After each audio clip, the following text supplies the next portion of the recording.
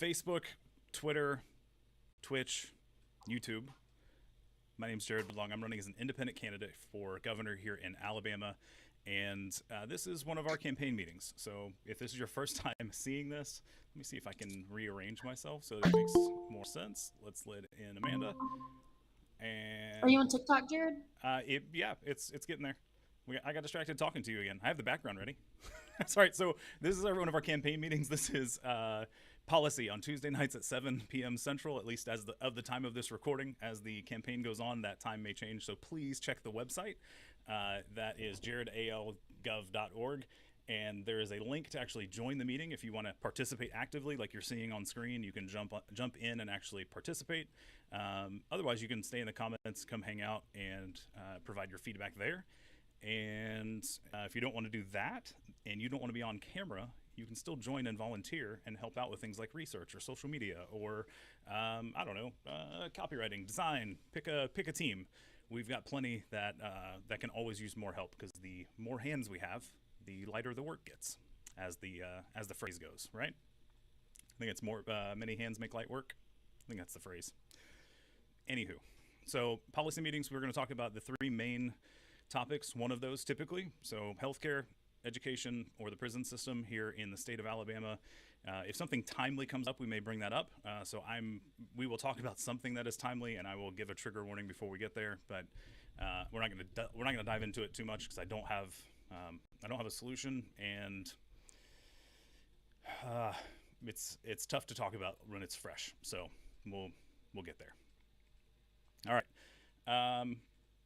I want to talk about prison systems. So that's fresh on my mind. Basically, I had a conversation earlier with somebody. It was a private meeting, so I'm not going to give a name, but it was somebody who is actively fighting against the prison system here in Alabama, but across the country. Technically, they're helping fight that long term with policy proposals and coming up with helping out with maybe with lawsuits, things that are currently in the works. And today was the final day of the bond sale. Alice, you can correct me if that's the wrong term for that, but basically the bonds that we as a state, not even as a state, that's a whole nother, I learned all kinds of stuff today. So the state can't take on debt, not large amounts of debt. They can take on small amounts, but not, $700 million in debt. So essentially they form a public corporation that happens to be headed up by public officials to take on the debt to then make the prisons. So I don't remember the name of the company offhand. It doesn't really matter. We can look it up. But effectively, that company then takes on the debt to build the prisons, and Regions is the one that is the trustee, I believe is the right word for it, going off of my notes here. And they they finalized that today. Today was their last day to kind of back out as a trustee because of public perception. You got a correction for me? No, you're right. It's a trustee on the transactions. Yes. Perfect. Okay, so they're the trustee. They're the ones who essentially facilitate the transactions.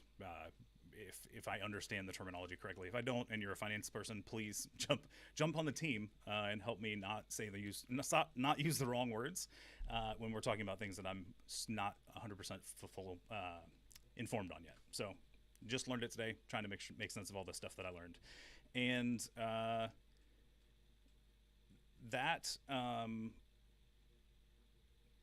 the thing that caught me off guard that I didn't realize is when they went to sell bonds on the 28th, I think was the date, they had 2 hours to sell $750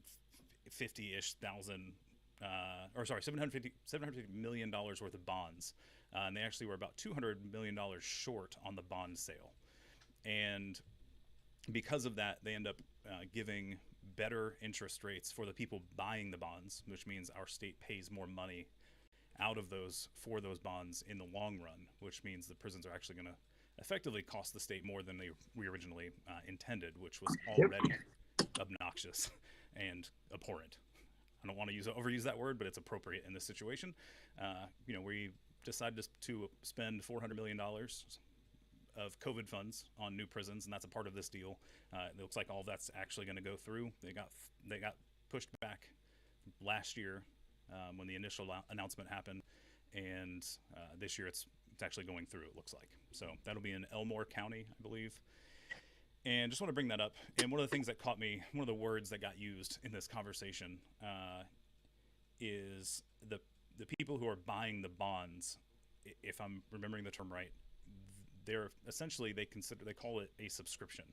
So they're subscribing to the bond for the prisons, and like that word just it's a marketing term that's now going to be stuck in my head that we have to figure out how to use for good because that's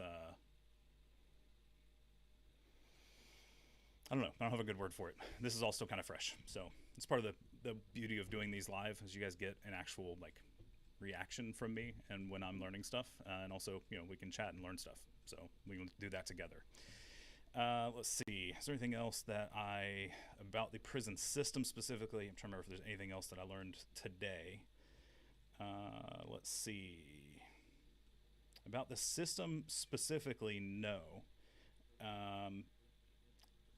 Alice, I know you've got some info on this. Is there anything that everybody should know now that this is effectively finalized? Is there anything that probably needs to be known that you might have insight on? So like you said before, like last year, Regents was convinced to kind of stay out of it. I think that's important to note because it did work last year. People reach them personally. There's been this personal connection that's been made before. So if there's any kind of, oh, well, nobody did anyone fight, did anybody, try, they absolutely did. So that should be in the timeline as well. Like this was not something that went so quietly. Yeah. There were groups, individuals that came to them with genuine, concerns and plans, and they listened last time, and this time they didn't. So I think that's noteworthy. Yeah, and so one of the pieces I would tag on to that is I actually tried to go to Birmingham. Sorry, I did go to Birmingham to try and attend one of the protests, and it got canceled last minute. I've heard different stories as to why it got canceled. It really doesn't matter, but I think the end result we're seeing that there was a lack of public pressure at the last minute, and I think that may have ended differently. You never know. It's one of those. Well, there was some public pressure in the form of calls and emails. Yes. There were lots of those. And again, last year they were very receptive. They were very compassionate Right. when they spoke with these groups, these same people. So what happened? Yeah, it's not the behavior that changed. Yeah, I'm curious what the change was, but anyway, I did speak with somebody who's involved in one of the groups that has been trying to do some public pressure pieces. So they were hopeful that this wouldn't happen, but there's now two lawsuits that are currently being filed against the state for the prison system. One is related to COVID funds and the misuse of federal funds because it's about a third of the cost of the prison that they're talking about building. A third of that cost is coming from federal funds from COVID relief. And that's that $400 million that if you've seen any of my content related to prisons, that number comes up regularly because people need to hear that repeatedly and understand how ridiculous that situation is. So, and then the other one is, oh man, I can't remember what there's a second lawsuit, and they're both on behalf of the inmates. So those who are incarcerated currently, some of those incarcerated individuals have literally put their lives on the line. Like I don't think I'm being hyperbolic there. They've put their names as currently incarcerated individuals on a lawsuit against the state, and our prison systems are the most dangerous currently. Like they're just anywhere that I'm aware of. The Department of Justice, if you're not aware, has already investigated and told us to fix them. And the mega prisons we're trying to build are the state's response to, well, yeah, lots of people are dying in our prisons from drug overdoses and murders and beatings and all of that stuff. So what we need is new facilities. That's what we need. We need new buildings. And everyone who looks at it that isn't directly involved in that building process that I'm aware of has all said, yeah, that's not actually gonna solve the problem, guys. New buildings won't solve it. The buildings aren't killing people. They probably will because they're old, but right now that's not the problem. So that's I want to make sure everybody's up to date. Like that, that happened. It's finalized now. So Regions is the trustee, and we've got to, um, you know, we have to deal with that as a state now. Hopefully, the lawsuits will help and again push back on this and get it to stop. So we're not spending that money on new prisons, but actually focus on saving lives and rehab rather than punitive punishments. So we'll see how that goes. But that's where we're at today. Uh, I don't know if anybody used the Q&A feature on TikTok. If you're going to ask questions there, please put it in the Q&A because I can't keep up with the streams. And then if I overlook something, hopefully my campaign manager or somebody else on the team will see those and ping me somewhere and let me know that we have a question. If it's something I know the answer to and it's not prison or healthcare or something like that, I'm just going to go ahead and answer it. Cool. Okay.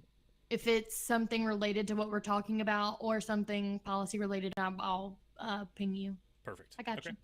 Sweet. Let's see. I think we do have some people in the chat. PJ, someone dies almost every month in Madison County Jail in Huntsville. Yeah, that checks out. We've had this year? I think it's been 10 or more that have died in the prison system this year from either drug overdoses or beatings or outright just straight murder. Yeah, that's.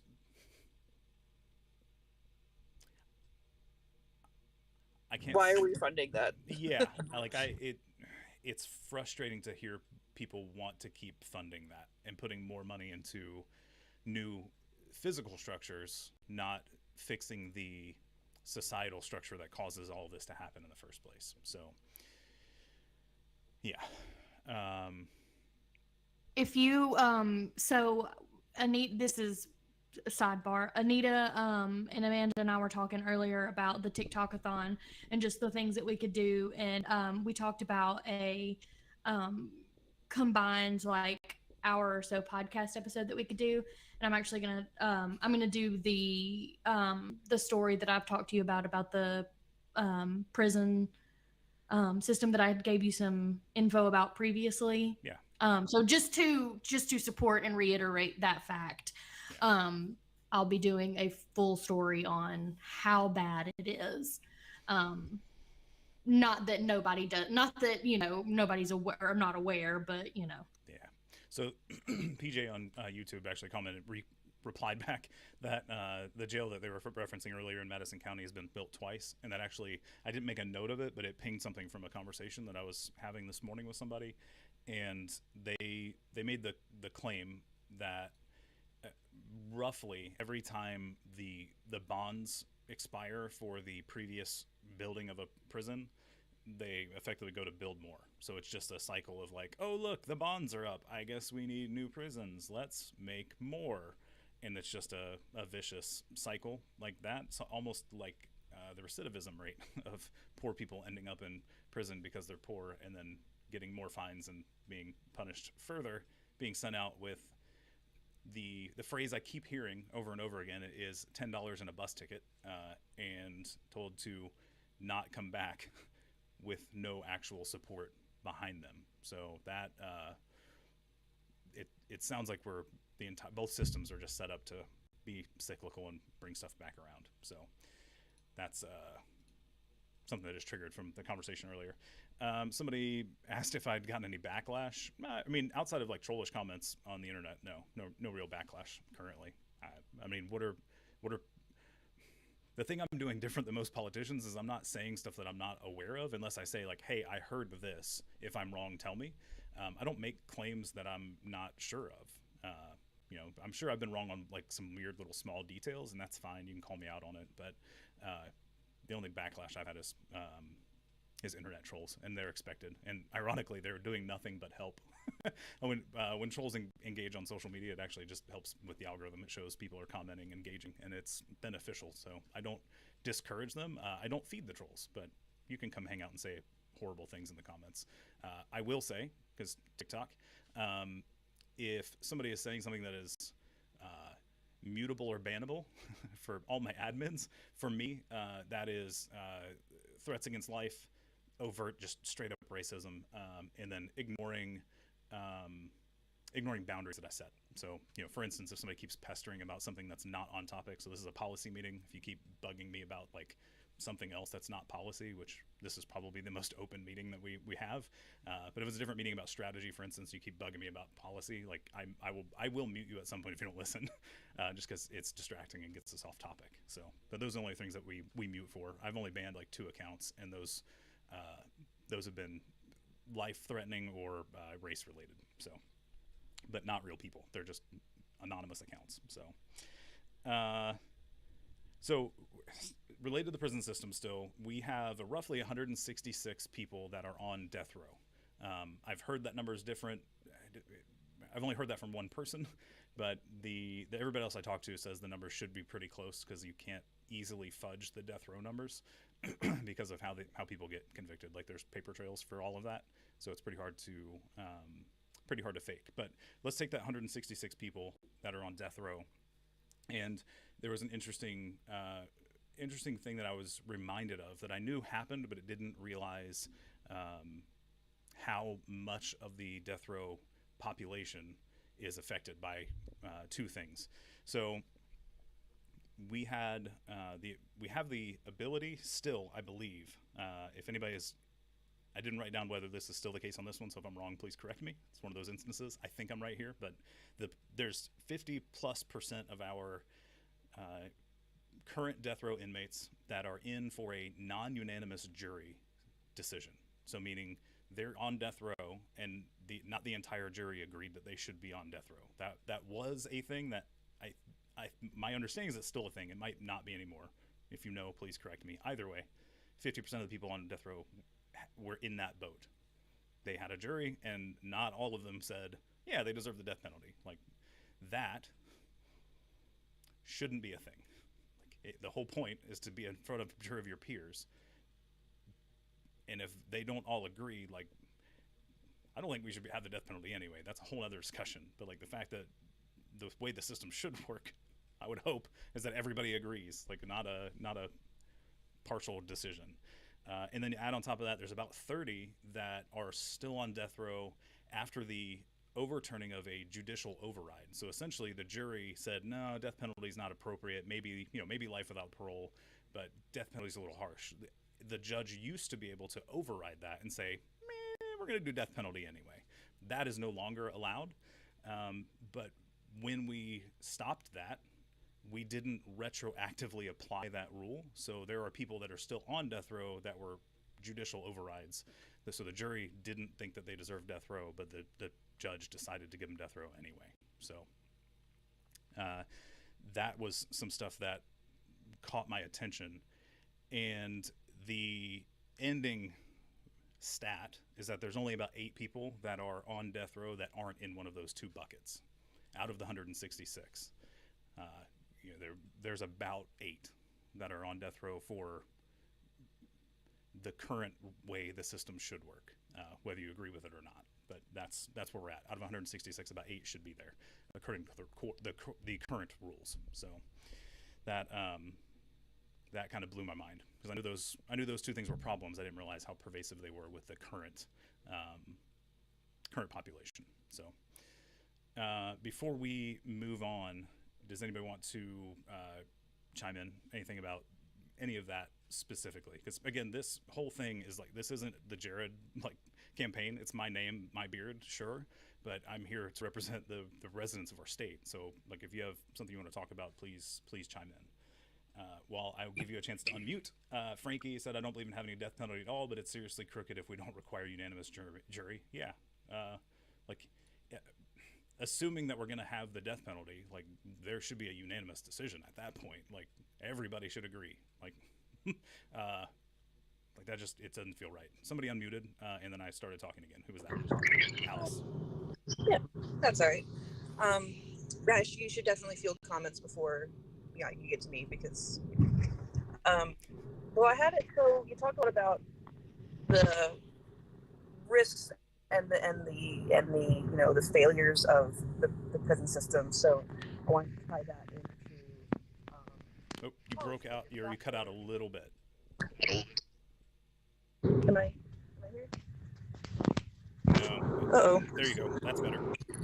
Okay, maybe we're in the car right now. Sorry. That's okay. Um, so we're hearing a lot about what you're learning about the prison system and its failures and its problems and the risks that you take. So I just wanted to tie in, like, for your platform, for the people's platform, um, what is not so much a solution, Hmm. but how would you curb what you're seeing here? Yeah.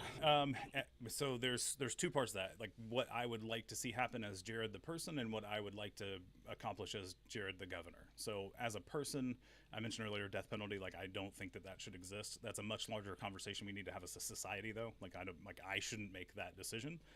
Personally, I don't think it should exist. But let's have that discussion as a society rather than me making that call. Uh, my bigger problem is it's it's outside of the entire system's broken and based on some problematic history, mainly the fact that the prison system was designed to replace slavery. So outside of that, we need to look at the fact that we can have a ton of people who get coerced into agreeing to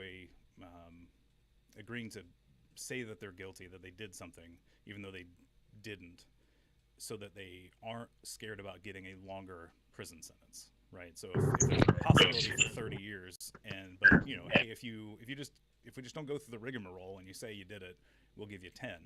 Like I understand and can empathize why someone would agree to that, but it's wrong that we can coerce people into that in the first place. Doesn't that feel Okay, so backwards though? so Like Alice, I were you confess to asking a being a different murderer. question? Sorry. sorry, I didn't want to interrupt Taylor, but okay, so what I'm kind of getting at is, like, as governor, right? Like you have this state office. What about things like commuting sentences, things like that? Oh yeah, no. So what can I do in office? Actually, in office, yeah. Commuting sentences, I want to look into. My problem is the current support systems don't exist. So the $10 in a bus ticket thing, we have to address that also.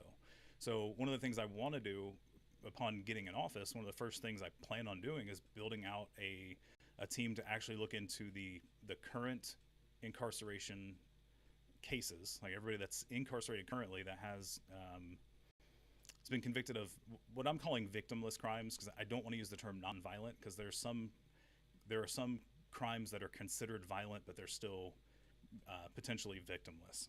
And a good example would be burglary in the first degree, and it's like you could get charged with that. It's a first degree felony because you were breaking into somebody's house with the intent to steal and had a dangerous weapon. Like whether or not you used it against somebody, like there's the way it's written can be used to make it seem worse than it actually was, right? So I'm calling it victimless crimes. Obviously, if it was a crime, some kind of victim is involved in some way. But the caveat is there, like no one was in immediate danger or harm and wasn't immediately harmed in their person is kind of the thought behind that. Property we can deal with, but putting somebody in prison doesn't solve the property problem. Like if it was a theft, then we have to deal with that as a different concept, because putting them in a box doesn't repay that debt. Okay. So you would say, if somebody was listening right now, like if they're part of a volunteer lawyer guild or a lobbyist group trying to get state funding or support for people leaving prison, and also trying to eliminate the death penalty, eliminate the opportunity for that, they would hear you, and your platform would be, I want to commute sentences, but I also want to support them as they get out of prison. Is that essentially Yeah. your take? Yep. Yeah, definitely want to commute anybody that's not a danger to society currently. The example I give people is I don't remember his last name, but there's a person who's currently incarcerated. His first name is Willie, and he's currently incarcerated, has been for 30-ish years, and I believe it's the most recent crime that they were convicted of was like stealing $9 or something worth $9, somewhere in that lane. But because of, I think it's the Habitual Felony Offender Act, that I don't know if he's in there with life without parole though, so it may not be HFOA. But he's been in for like 30 plus years, and the most recent crime is like a $9 theft. And it's like that shouldn't be a thing. Like Willie, I wish I really need to look up Willie's last name. Research note, Anita, look up Willie, the incarcerated individual who's been there for like 30 years for stealing like $9. I have a contact. Just remind me to ask them. But like that, those types of cases, right? We can talk about some of the more questionable things on whether or not people should be released. I've heard from even other inmates who they advocate for letting some of the quote unquote violent criminals go because a lot of those have a lower recidivism rate as a whole versus the ones that are predominantly poverty related because of the fact there's no support system, right? So I'm not advocating for that currently. I really need to look into that situation. That's something I've heard very recently from somebody who is currently incarcerated. So they were advocating for potentially not every violent crime committing convicted criminal. I gotta figure out the right way to say that. That was a mouthful. But there are some that are very unlikely they're going to recommit. Right, and then what you're talking about is like case by case basis, right? And that's what you should be. Amanda, Willie Simmons, thank you. Is looking at case by case and going, you know what, this was unjust. We can correct this, and you would be listening to folks that are on the ground, looking into these cases, have been working on these cases and these individuals for a long time, and you would be listening to them as governor. Yeah, I'd be working with groups like.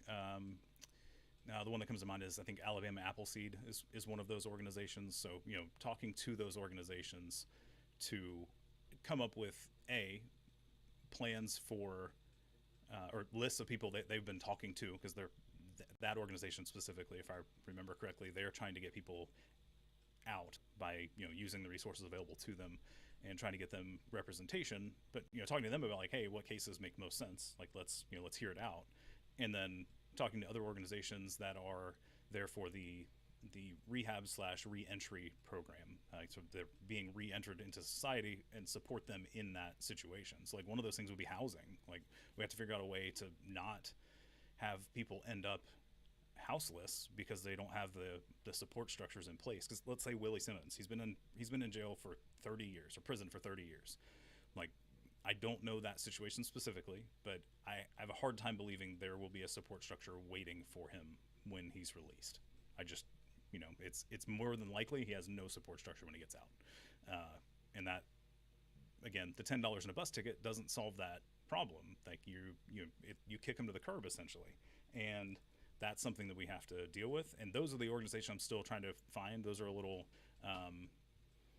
the ones that I find, we have to start figuring out if they pose a different concern. So a lot of them are religious based, and I don't know that we want to partner as a state with a religious organization for the re-entry program. So if anybody's watching and knows those programs and wants to give us suggestions on people to start talking to, open for that. This is a team effort. So if you're familiar with those organizations, please send us that info. Ideally, you would send it through the feedback form on the website so that it goes into a database that we can track. But if not, comment on one of the official page social media accounts. That way the team can see those. Because I'm having a hard time keeping up with everything, which is why I appreciate everybody that's helping out. Let's see. I think there are some comments on TikTok. Alice, you got anything else? No, I was just going to say that sounds like a good plan because you're definitely going to be by folks that are looking to get state support for these things. So, the more open you are about what policies you support, will come to you for them. So, and that's definitely within your power. Sweet. I get this question a lot, so Lucifer, I'm just going to answer real quick. I decided to run in October of 2021 when our state allocated the $400 million of COVID relief to new prisons. That's when I decided to run for something. A bit later, another TikTok creator actually convinced me to run for governor because I had kind of put that idea on the back burner when the Board of Education elections weren't coming up until 2024. So, yeah, answers that one. I think you had another question, so let me get back because I think it was this related also. Are you only wanting questions about this subject? As long as it's policy. So if it affects the people, Lucifer, like, as long as it affects the people, like, ask the questions. That's what the policy meeting's all for. So if it affects people, let's chat. Happy to bring it up. Ideally, it is under the categories of like healthcare, education, and the prison justice system. That would be ideal. So Shelby, I think I read that right. Yeah, Shelby Landry, how will you make real changes with elephants in control? That's a very good question. There's very limited ways that I can do that in strong ways. So there are some things that we can do. Executive orders are some of the ways that we can make some change that will impact some people. But the biggest thing is going to be budget control. It's not control. It's actually the legislature has the ability to veto or override my budget, but that can be a very public perception piece where it's like, hey, like we said we were going to shift the budget here and they changed it. So you guys really need to be pissed at them, not me. And then hiring people in the right places. So I am actively trying to find, actively is probably too strong of a word. I'm consistently looking for people that would make sense to hire in the cabinet. So my 22 positions that I have to fill as governor, looking for those people that are in key places in the executive side of the government so that we can actually affect those departments. So, the head of the Alabama Law Enforcement Agency, the head of the Department of Corrections, the head of Finance, head of Human Resources, like pick all of those major departments. I appoint the heads of all of those. So, there can be some effect there. I can't change a lot of like law directly without some raising some serious eyebrows. So we'll have to consider that. I hope that answers your question. Be able to get on local networks. It's not quite policy related. It's more of a strategy question. I am trying to get more news networks to pay attention. I've sent out a couple PR blasts and have not gotten any bites, which is confusing and concerning. But if you have any connections, please tell them I exist and that you want to see me on their show or their news broadcasts. Lucifer, I don't think I can do anything about wages directly, although Alice, you had some thoughts on that the other day, and that actually brings us around. So what we were talking about, we started getting on a tangent about wages in a chat, and I encouraged you to come to the meeting tonight. So what were you trying to get across about wages the other day? Right. So as some people may or may not know, Alabama is one of the few states, and it's majorly southeastern states, that don't set a state mandated minimum wage. And there's a good reason, a business reason for that. It's so that, you can get away with not having to bother regulating it. Businesses love that. But as governor, you can absolutely start the chain to getting us a standard minimum wage that doesn't have to be $7.25 an hour. And this is a huge challenge in this state. Somewhat recently, last few years, Birmingham tried to raise its minimum wage. It was shot down by, specifically, I remember Representative Faulconer coming to Birmingham and basically telling us to our face that, well, that's just not a good idea, without really explaining it to anybody. And in Montgomery, they did their thing and they made sure that, nope, this is not going to work.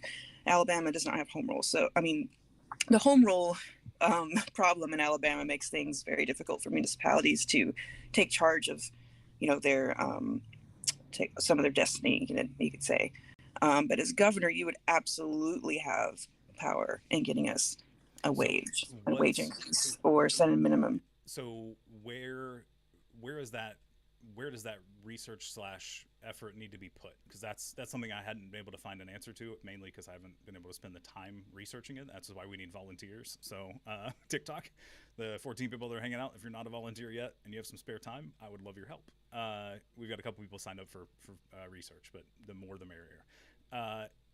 So my thought was that we literally just passed legislation to restrict the municipalities that are below the state, so counties and cities, from making their own minimum wage. What would be the process for that to happen? Because that's something I haven't been able to find a direct answer on. This is not something I can answer in this short of time, but broadly speaking, executive order, or is it pressure on the legislature? It could start with an executive order, and you definitely have pressure on the legislature. Yeah. So while you may feel that you singularly don't have the power, you would have to be testing things, and that's something that a lot of business people are not going to like at all. Yeah. And But if there's any business owners in the chat or seeing this later, you could be watching this later. Who knows? I'm cognizant of the fact that we haven't had a minimum wage increase with productivity in 30 plus years. So like I'm aware it's actually been closer to 50 at this point. I think it was in the 40ish. It was in the late 70s, I believe. So when the productivity and minimum wage diverged, right? So it was originally they kept kind of in pace, and in like 80, 79, 80, somewhere in that range, productivity and wages separated from the same trajectory if you look at it on a line chart or line graph. And because of that, like to get where we need to be to catch up where it should have been if it had kept in line, like if we're going to use like shock values, it's in the 30s. Like minimum wage should be in the 30s to keep up with productivity nationwide, right? And I understand that if I were to just sign an executive order and say, cool, minimum wage is $30 an hour, everybody deserves $30. While I agree cognitively, like I understand that's the need up here. I also understand there are businesses that are not prepared for that because they don't Right. operate that way. Right.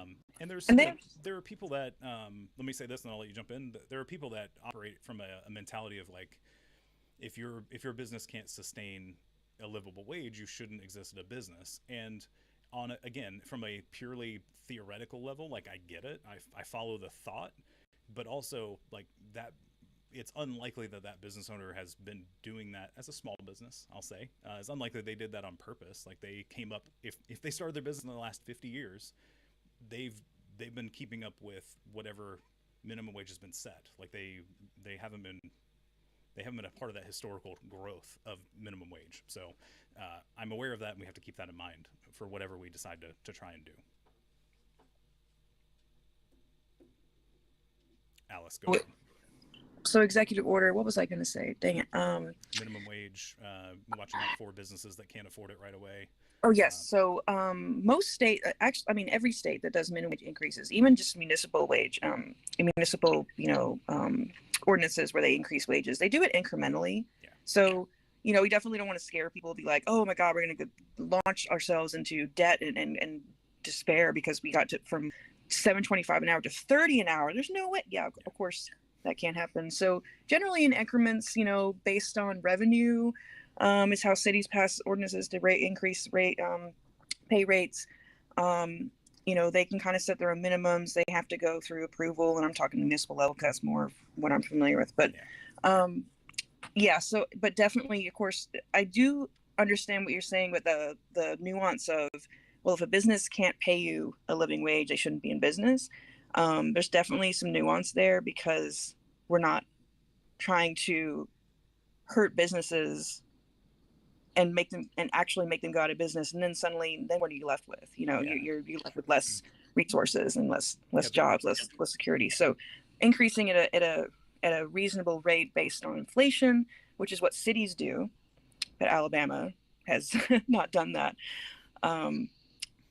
But that is absolutely necessary if you're talking about, of course, resolving, as part of the resolution, for things like housing and restitution and getting people back into homes and on the streets, and wages is one. Raising all wages would help with that as well.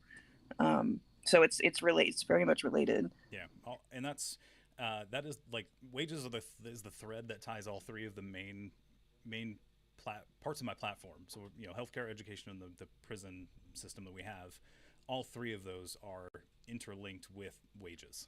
In the current system we have, if you don't have enough money, you can't get enough healthcare, which can be tied to education. I'll say it that way. It's not 100%, but if you don't have the education, then in our current system, you can't get higher wages. And if you don't have higher wages, you're in poverty, which means you'll probably resort to something that will make you money that doesn't involve a formal education, which then could land you in prison. And the healthcare thing, those actually are still tied together too, because there are people that literally commit crimes so that they can get healthcare in jails or in prison. As horrible as those situations are, it's still better than not having care for some people, and that should scare you. Like our prison system is under investigation from the Department of Justice. The federal government is investigating our state, and there are people who are willing to chance it because they don't have access to healthcare. And like that, man, I can't. I don't know. I can't understand how people don't have a. I'm going to interject. Yeah, please do. I'm going to interject and talk about how bad the healthcare in prison is, and people are willing to risk it for that. Yeah. Like, it is unconscionable. It's sad. Yeah. So we're still talking about labor, so we can go with a cluster. What's your take on labor, for or against? I assume we're talking about like wage labor, and it feels like you're asking about unions, and I'm pro-union. Like that's the people working together to make sure that they have a livable wage. Then yeah, we're all for unions in this crew. If you're not, I'm sorry that you didn't realize that before you got involved.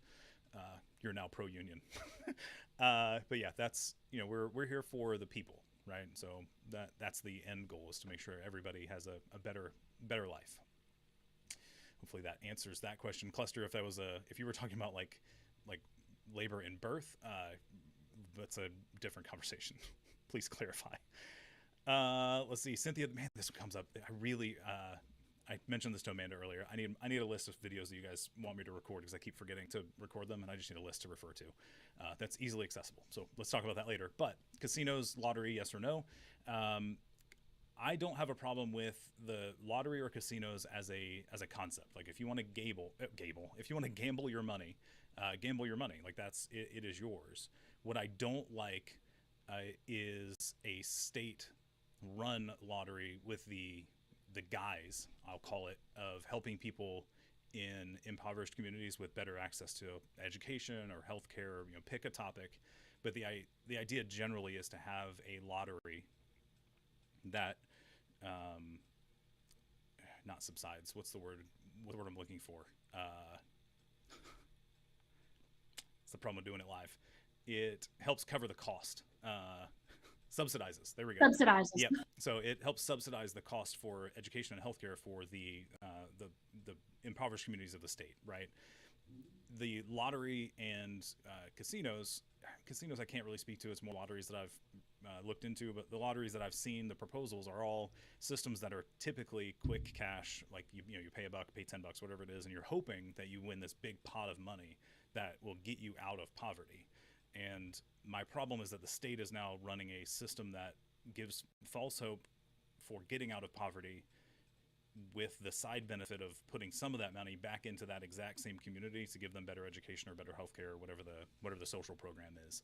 And that's what I can't get behind. And I haven't had anybody propose a better lottery system that isn't going to disproportionately affect the impoverished communities. One person at the very beginning of the campaign mentioned some idea, and I don't remember what it is. It may have been on a live. They mentioned something about long-term gambling rather than the quick, short turnaround stuff. And I don't know enough about that system, so I can't say if it would be a good idea or not. But everything. Well, I think you also talked about marijuana. Yeah. So yeah, the alternative though, thank you. The alternative is finding some other way of bringing in revenue for the state. So something like potentially legalizing marijuana. The first thing we have to decriminalize, because like that relates back to the prison system. It's healthcare and prisons intertwined again, because marijuana is just natural medicine. So let people do their thing. But the legalizing side, I don't know if this is the right place to do that or not. We have some time. Let me check the other Q&A pieces and see if there's anybody else that had anything. Yes, Shelby, remind me, Taylor, to get back to decriminalizing marijuana. So Shelby, wages to retain teachers and add arts programs. Yeah, so we need to bring in funding. So it'll go back to this other comment in a second. Inequitable or unequitable funding to our schools is one of the major issues that I see we need to address first. So we have to make sure we're funding those schools equitably, and then we need to compensate our teachers, and it's nationwide. It's not just our state, but nationwide they need to be compensated more, because they're literally responsible for caring for the future of our state and our country. So we definitely need to increase the wages for our teachers. We also adding arts back, yes. Like people, this is a side tangent, and I'm going to say it because it was asked. People have this weird misconception that the arts aren't important, and the best argument I ever heard was like all the comments people got or said about watching Castaway with Tom Hanks. Like most of that entire movie had no music in it, and that's not normal for a movie, and it was such an obvious thing when it's missing. And that's kind of the big argument that I have for people who are like, yeah, the arts, like, blah. And it's like, yeah, but like, what do you do every day? Like, do you not watch TV? Do you not listen to music? Do you not enjoy, looking at things that are pretty? Like, pick anything. I don't know, like a freaking phone case, right? Like this was designed by someone. Like this, whether you want to call it this or not, this is art. Like somebody took their time and designed this thing to do a very specific purpose. But that is art in one way or another, because you can have ugly phone cases and they would still protect the phone, but then it's not as pretty, doesn't sell well. So they're super important, and I hate that everybody just assumes art means painting, and it needs to be we need to fund those, whether it's music or painting or actual AutoCAD drawing. Pick a design element. But anyway. Well, I mean, you've seen people say if you think if you think arts aren't important, go a week or a month without watching TV, without going to a movie, or reading a book, literally anything. Yeah. Keep your radio off. Just sit in silence every day. Don't read a book. Like, don't do anything. Yeah. Just sit at your house. Alice, go ahead. Look, yeah. So I sympathize that very much since I work in a library, so it's of course very personal to me. Yeah. But I wanted to get back to something you're talking about, education. Are we all aware of the Board of Education meeting that happened this morning? No, I was not aware. So, okay. Yep. So what happened was that they were trying, basically, in order to try and get more teaching staff, they have lowered some requirements for folks. That's how much we need teachers. And recently they have, of course, passed laws have raised the wages of teachers recently, and in fact it prompted many people to not go into retirement like they were planning and instead stay on as teachers. So one of the things that you're going to talk about is like what education funding really needs to be. What's really so frustrating about this state is that we've had funding and they just don't prioritize it. So it's good to hear, like, it's not that we don't have the funding, it's that it's not being prioritized in that direction. Yeah. So as governor, that would definitely be under your, influence, and that is definitely possible because look what just happened. Yeah. Yeah. I want to make a quick note for mostly for TikTok. We got about 9 minutes before the meeting. It will physically be ended by Google. It has a 1 hour limit, and it will just end our call. So we've got about 9 minutes. So I want to jump back real quick to the marijuana discussion. So we're going to have this longer at some point because it's relevant to funding the state. But decriminalization needs to happen because it's a part of the prison recidivism rate situation. Like that we're criminalizing people for trying to medicate. Like that has to change. The legalization part, the concern that I have, especially the way that our state runs, is if we're going to start, I have a fear, I'll say this, based on the fact that I won't be making all of the decisions. Part of that will be up to the legislature. So if we're going to legalize marijuana, like my fear is that it'll turn into the ABC board, and that's concerning to me. So I want to say legalizing is the end goal, but I'm not sure how we do that without causing other potential problems. So that's something I want to talk about at some point. We don't have time in the 8 minutes that are left, but I do want to bring that up so that it's quote unquote on the record. I'm here for it, generally speaking, but I have concerns about how that'll that'll get handled by our state in its current form. So I think there was a question in Q&A that popped up. So let's see. Is there a Discord server? No, we're using Signal for the actual team communication. Everything else is public on social media. So, if you're wanting just to hang out and chat, that's pick a social media platform and chat with the team. We have a Discord server set up, but haven't used it because it turns into a playground rather than a workplace. So we haven't used it. Maybe later, but currently that's a no. Let's see. Can we have alcohol before noon on Sundays? I'm here for it. I think that depends on your county, though, doesn't it? I think Yes, it does. Yeah, I think that's a county thing. So Shelby, you need to talk to your local representatives and your county officials, right, and get them to fix that, because I'm pretty sure I can get alcohol on Sunday before noon. I can't, because I'm on the line. I have to remember what county I'm in. Yeah.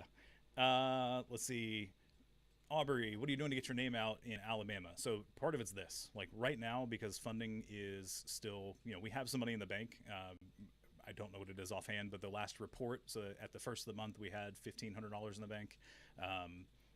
That's fluctuated up and down a little bit because most of our money coming in is for sign orders, yard signs. So people are putting in 160 and we're taking out 126 right away. So it's not a huge influx long term or net difference.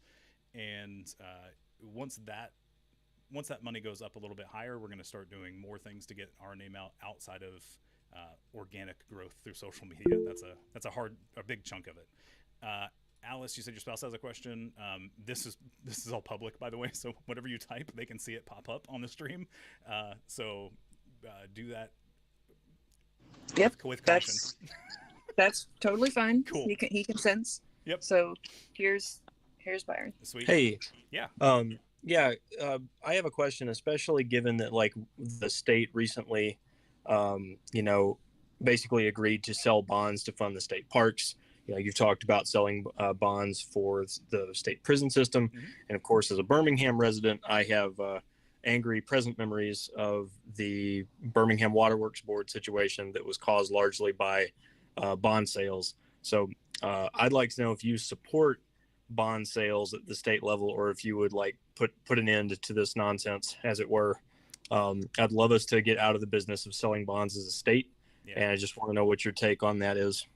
Yeah, so especially after my conversation with somebody earlier about the prison bond situation, I didn't realize that was effectively our state actually taking it on. Not on paper, it's not, but it effectively is, and I am not for it. Yeah, it's such a big deal. It's such a big deal to me that like the phrase "selling bonds" makes it sound like you are selling something, but the bond terminology is swapped. So when you sell the bond, you are taking on the debt. Yeah. Right. So this is just a subordinated debt load that is going to crush our state, as in the past. Well, back to you. You're welcome. Depending on what you're selling the bonds on. In our state, when we sell bonds on prisons, those are for profit. So we end up okay as a state. The people inside the system, on the other hand, are the ones that get exploited and used as slave labor. So. Not here for bonds, by the way, as a state. That we should find some other way to bring that money in and make sure we can have it to spend rather than hoping we'll find a way to pay it back, essentially. So thank you. Excellent. Yeah. Glad to answer that. I think we have a couple minutes left. Let me click. It says 4 minutes. Yes. Do we have any more Q&A questions on TikTok? Actually, Robert, I have no idea what this is, so I'm going to pop it up. What is your stance on graphite excavation in Alabama? I didn't know we had graphite excavation, so this is a new topic for me. They also mentioned hempcrete, so. Is that like hemp and concrete mixed together? Like I'm not hip to hempcrete either. Robert, I would love for you to give us some more info. If you want to show up to our next policy meeting, and have something to talk about, I will happily, we were joking, or not joking, we were talking about before the meeting, if there's an agenda, and not yet, but happily put you on the agenda to talk about those, because I don't know anything about them, and if you do, let's start that conversation. Because if we're talking about excavation, I assume that is an environmental hazard, which then ties us back to healthcare. So I will happily talk about that and how we can affect it. My immediate solution to a lot of that stuff, including the poop trains that come through and come to my campaign manager's backyard, essentially, not literally, but close enough, would be something like a triple bottom line accounting. If anybody's roughly familiar with that, the basic concept is, instead of just profit and loss, meaning money wise, there's also an added layer, or two added layers, of the human cost of your business and the environmental cost of your business. And those would be ways we could hold businesses accountable for their actions. So like the poop trains, the person accepting the poop into the landfill would then have an environmental and potentially a human cost on accepting that waste. Then that money could be used as a source of revenue to help offset that and put back towards the general welfare, potentially. That is not a specific plan proposal, but that's the idea, is a way to help with the general welfare of the state, but also the environment, because that comes up. We have a lot of natural resources in our state, and people care about it, and they should. And that's one of the immediate ways I can think of us making companies care who don't currently care. So we can talk about it more. I don't have a specific plan in place, but that's the general idea that I would like to run down that road and figure out what that turns into. Oh, somebody said gross. What happened? Oh no. We got a couple. Oh no, minutes somebody left. just said that their roof depended on them being quiet about their views. Just for saying that.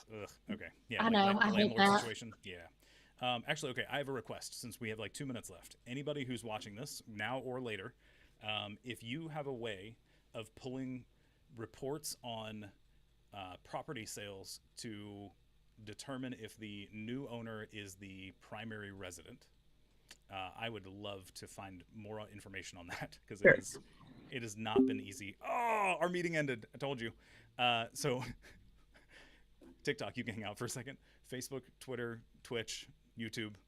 The meeting's over. We'll see you next Tuesday at 7 p.m. or this Saturday. Definitely at 9 o'clock for strategy. Field organizing, stay tuned, because I'm going to be in Birmingham. We're doing canvassing. So